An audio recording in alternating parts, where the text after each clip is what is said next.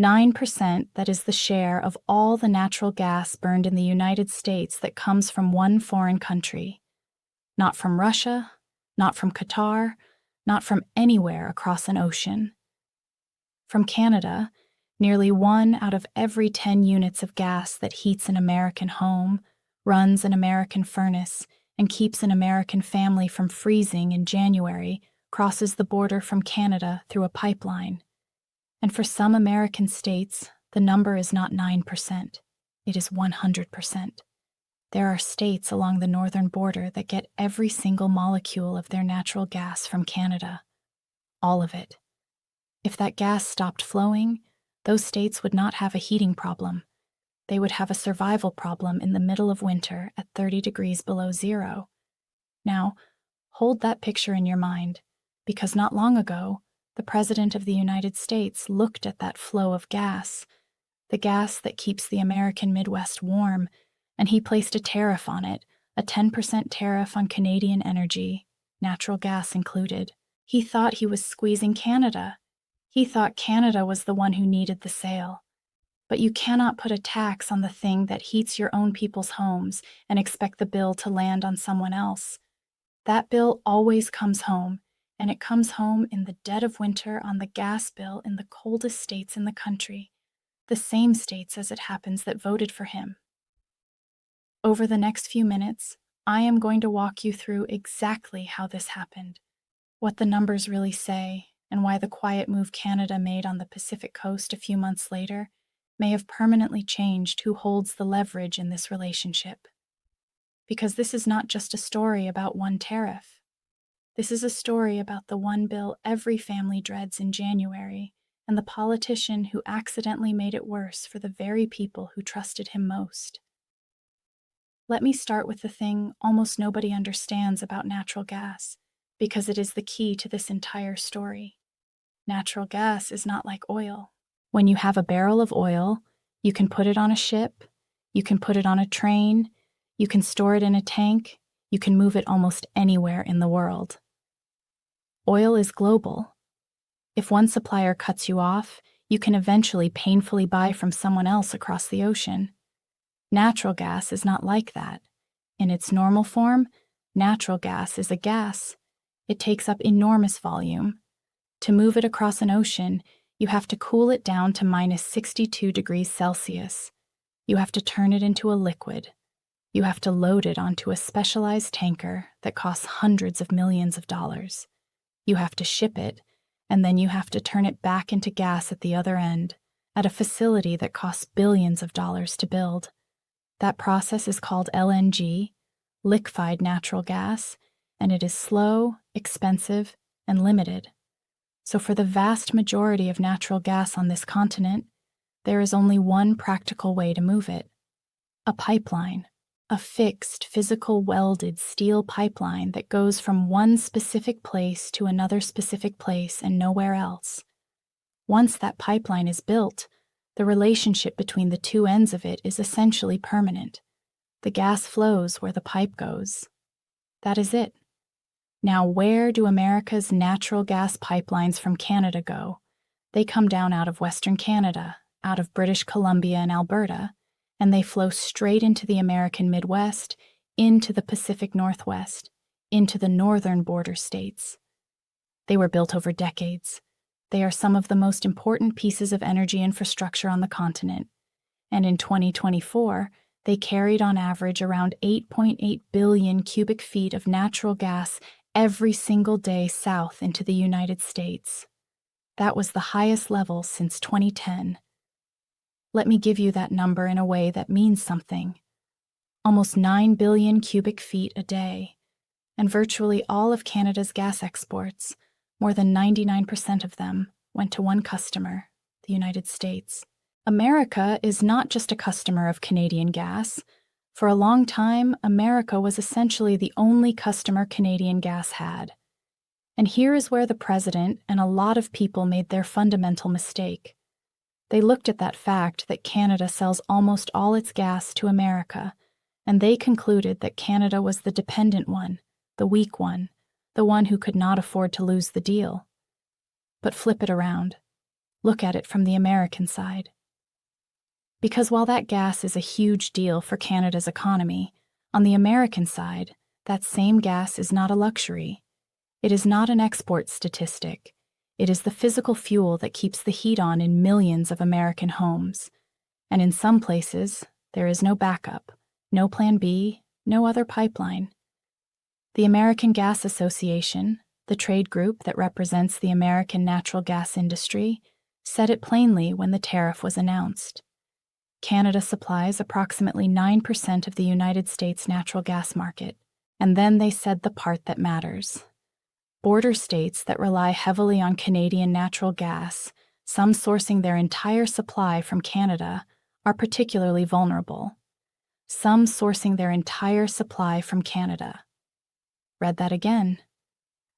There are American states where if you heat your home with natural gas, 100% of that gas came from Canada.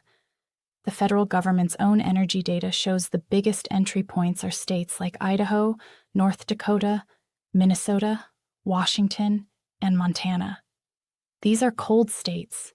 These are states where winter is not an inconvenience. It is a threat to your life if the heat goes out, and they run on Canadian gas. So, when the administration placed a 10% tariff on Canadian natural gas, what did it actually do? Let us follow the money because this is the part that matters to your wallet. A tariff is a tax. When the United States puts a 10% tariff on Canadian gas, that 10% does not get paid by Canada. It gets paid by the American company that imports the gas. And that company, a utility, the company that sends you your gas bill every month, does not eat that cost out of the kindness of its heart. It passes it on to you on your monthly heating bill. This is not speculation. The utilities said so directly in Minnesota, in Wisconsin, in Michigan. Consumer advocates and state energy department spelled it out in plain language when the tariff hit. Customers who use natural gas for heating will see a 10% tariff on imported gas, which will be passed through directly to customers in the form of higher monthly gas bills. Directly passed through to customers. There was no ambiguity about who pays. Everyone in the industry knew it is you. And here is the cruel timing of it. Natural gas demand is not constant through the year. It spikes in winter. It spikes exactly when it is coldest. When every furnace in the upper Midwest is running flat out, when demand for heating is at its absolute peak. That is, also precisely when those Canadian gas imports surge. In the dead of winter, net imports of gas from Canada jump by huge margins, because America simply cannot produce and move enough of its own gas to those northern states fast enough to keep up with the cold. So the tariff does not hit evenly. It hits hardest at the worst possible moment in January and February, in the coldest states on the families who can least afford one more increase to the one bill they cannot turn off. You can choose not to buy gas for your car. You cannot choose not to heat your home when it is -30 outside.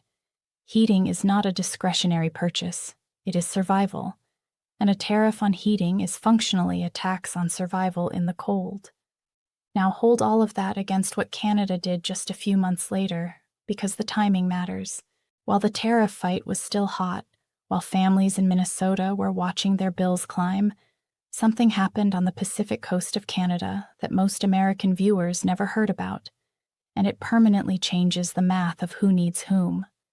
For more than a century, Canadian natural gas had a problem. The same problem its oil had. It was trapped. More than 99% of it could only go to one place, the United States, because that is where the pipelines went. And when you have only one customer, that customer sets the price. Canadian gas has often sold at painfully low prices, sometimes near giveaway levels at the wellhead in Alberta and British Columbia, precisely because it had nowhere else to go. Then on June 30th of 2025, a tanker called the GasLog Glasgow pulled away from a brand new terminal in a small town called Kitimat on the northern coast of British Columbia. In its hold, was the first cargo of Canadian liquefied natural gas ever to leave Canadian shores. Bound across the Pacific to Asian buyers, this terminal, called LNG Canada, is the largest private sector investment in Canadian history. $40 billion, that is $40,000 million, built as a joint venture between Shell, which holds 40% Malaysia's Petronas, which holds 25% Petrochina, and Japan's Mitsubishi, each at 15%, and Korea Gas at 5%. The customers and the partners are written into the project from the beginning. This is not a hope, this is a contract. At peak construction, more than 9,000 skilled workers were on the site in a town with a population of under 9,000.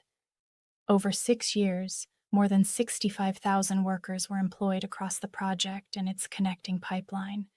More than 40,000 of them, Canadian, and the facility was built in partnership with the Haisla Nation, the Indigenous people whose traditional territory hosts the terminal. This is one of the largest Indigenous partnered industrial projects on the continent.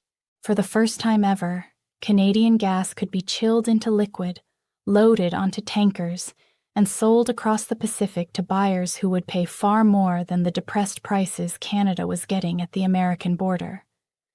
By the end of 2025, around 7–12% of all natural gas exports from British Columbia were going to countries other than the United States. That is a small number. It sounds small, but remember the baseline. For more than 99% of its history as a gas exporter, Canada had exactly one customer. As of 2025, it has a second door, and it is opening wider every year. And Prime Minister Carney, in office through this entire window, has been explicit about what this means. He has designated liquefied natural gas, small modular nuclear reactors, and a string of other resource projects as priorities for what his government openly calls a trade diversification agenda. Not a hint, not a quiet adjustment, a stated formal Government of Canada strategy to make sure the next time Washington threatens the gas, the answer is no longer, please reconsider. The answer is, we have other buyers. Carney has also made his first prime ministerial visit to Qatar to talk energy, to talk markets, to shake hands with the people who would buy what America once took for granted. And here is where the two stories intersect in a way that should concern anyone in Washington, still treating Canada as the junior partner in this relationship. The damage from a tariff like this was never mainly going to be the dollar amount on any single gas bill. The full 10% did not slam onto every American gas bill overnight and stay there. The tariff got tangled up in exemptions and pauses and the broader trade fight. So I am not going to tell you every American's heating bill doubled, because that is not what happened. And you deserve the honest version, not the scary version. But here is what did happen, and it is actually more revealing. The mere threat of the tariff exposed something. It exposed that the administration was willing to use the heat in people's homes as a bargaining chip. And it exposed to anyone paying attention just how completely dependent the American heartland is on Canadian gas. Because the moment the tariff was announced, the immediate universal reaction from energy experts was not "this will hurt Canada." It was "this will raise heating bills in the American Midwest." Nobody in the energy world thought Canada would absorb the cost. Everybody knew exactly where it would land. And that tells you everything about who really had the leverage. Think about the position each side was in. Yes, Canada sells almost all its gas to America, and losing that market would hurt Canada's economy in the short term. That is real, and I will not pretend otherwise. But America, on the other side, physically needs that gas to keep its northern population from freezing. And it has no quick alternative. You cannot build a new interstate gas pipeline in a winter. You cannot conjure up billions of cubic feet of replacement gas in the Midwest in a cold snap. The gas either comes down the existing pipe from Canada, or it does not come at all.